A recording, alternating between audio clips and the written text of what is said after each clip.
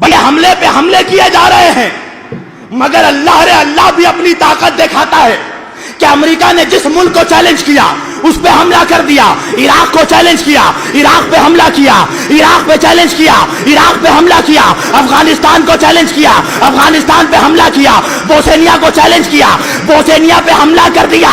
मगर आज तक कई सदी गुजर गए, ईरान को चैलेंज करता रहा, आज तक ईरान के सामने नहीं आया। इसलिए कि इसे मालूम है कि मैं मरहब हूं और मुकाबले पे अली खामनाई खड़ा है। ये वो सांप है अमेरिका कि जिसकी आस्तीन में पलता है उसी को डसता है। अरे सद्दाम हुसैन को तुमने पाला और पालने के बाद तुमने ही उसे मरवा दिया, मगर तुम भूल गए इराक में फर्क है, ईरान में फर्क है। इराक में सद्दाम हुसैन था, ईरान में औलादे हुसैन है।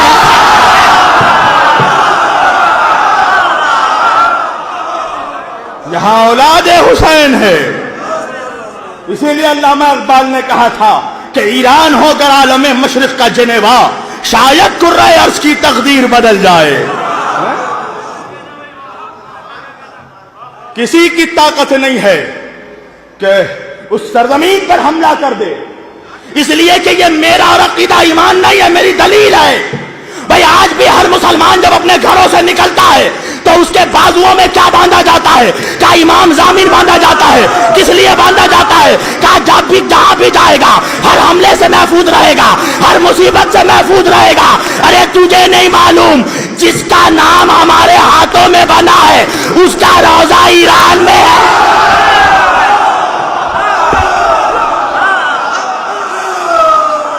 जिसका सिक्का हमारे हाथों में बंधा है उसका रोजा ईरान में है। और सुन लो, आज ये भी बात कह रहा हूं मैं, चाहे शिया हो या सुन्नी, कोई नाराज हो फर्क नहीं पड़ता। इस मौजूदा दौर में जो मौजूदा ईरान का दुश्मन है वो असल में ईमान का दुश्मन है।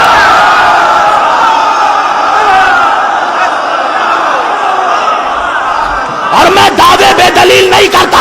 मैं जब तक ईरान नहीं गया था मैंने यही सुन रखा था, भाई मैंने यही सुना था ईरान में विलायत फकी है, ईरान में विलायत फकी है, ईरान में विलायत फकी नाफिज है। मगर जब मैं ईरान गया तो मुझे मालूम पड़ा ईरान में विलायत फकी नहीं नाफिज है, ईरान में विलायत अली नाफिज है।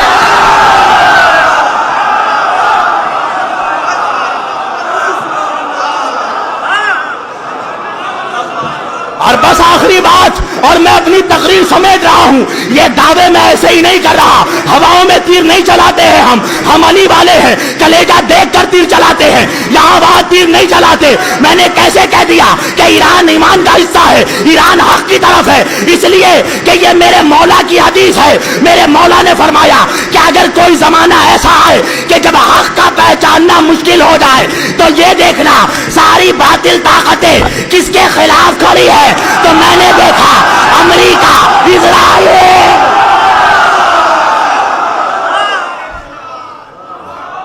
अल्लाह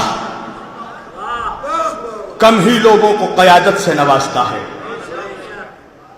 मगर मैं इस बात से कतअन भी डरता नहीं हूं, इसलिए कि किसी के बाप के मिंबर पे नहीं बैठा हूं, हुसैन के बाबा के मिंबर पे बैठा हूं।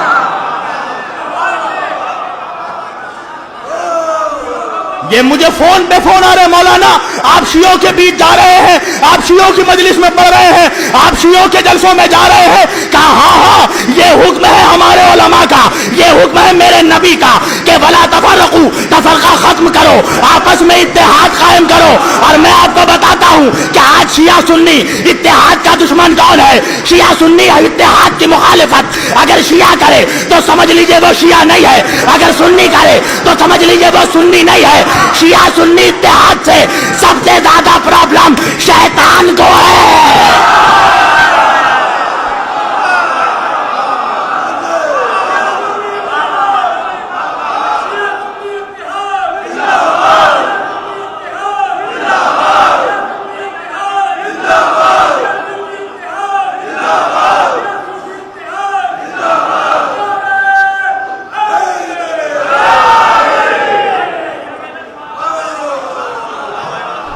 मैं हदीसों का एक अंबार खड़ा कर सकता हूं कि अइम्मा मासूमीन और अइम्मा अहले बैत ताहरीन की अक़वाल से मैं कट मुल्ला कुछ भी बोले मुझे क्या फर्क है। मुझे तो इस बात से फर्क पड़ता है कि शेर खुदा क्या बोले।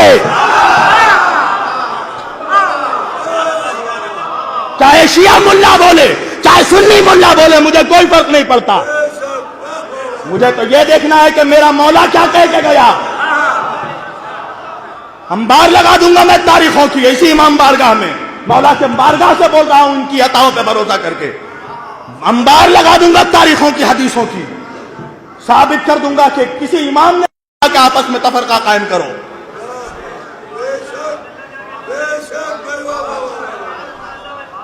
दोनों शहजादे इमामैन सैयदैन नैयरैन सकलैन हसनैन शरीफैन क़िबलतैन, एक ने जंग की एक ने सुलह की। इसका यह मतलब नहीं है कि दोनों के मिजाजों में फर्क था। अगर हसन की जगह हुसैन रहते तो सुलह करते, हुसैन की जगह हसन रहते तो जंग करते। जाके मौला से पूछो मौला आपने इत्तेहाद क्यों की। इत्तेहाद का सुलह का यह मतलब थोड़ी है कि मौला ने बैत कर ली। इमाम हसन से पहले तो उनके नाना ने सुलह की थी कुफारों से, अबू लहब से, अबू जहल से, अबू सुफियान से। तो क्या मतलब है कि अबू सुफियान के हाथ में बैत कर ली थी।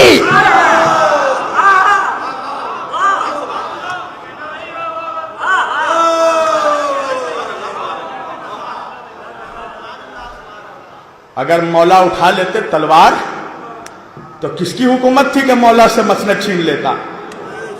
कभी सोचा है कि मौला ने जुल्फ़िकार को नियाम में क्यों रखा? सोचा है कभी? तुम मौला से बड़े मौला के चाहने वाले हो। अगर उम्मत में तफरका मकसूद ना होता तो किसी की हिम्मत नहीं थी, किसी मां ने वो औलाद नहीं जना कि अली की तलवार के सामने आ जाए। इसलिए कि इनके बुजुर्गों ने देख लिया था कि अली के सामने और अली की तलवार के सामने अच्छे अच्छे नंगे हो जाते हैं।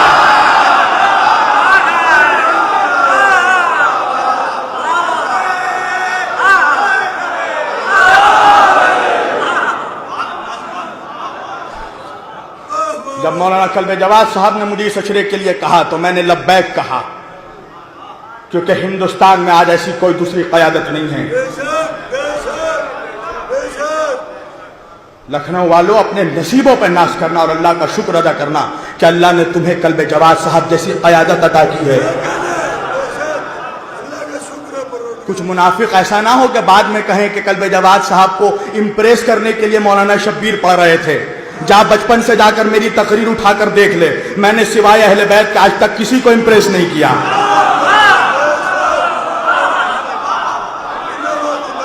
इम्प्रेस वो करे जो जलसों का लालची हो, इम्प्रेस वो करे जो महफिलों का लालची हो। अल्लाह ने शब्बीर को पैदा ही किया है जिक्र हुसैन करने के लिए।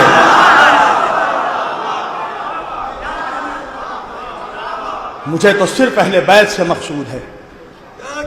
अगर इम्प्रेस करना होता तो मैं कभी यहां आता ही नहीं।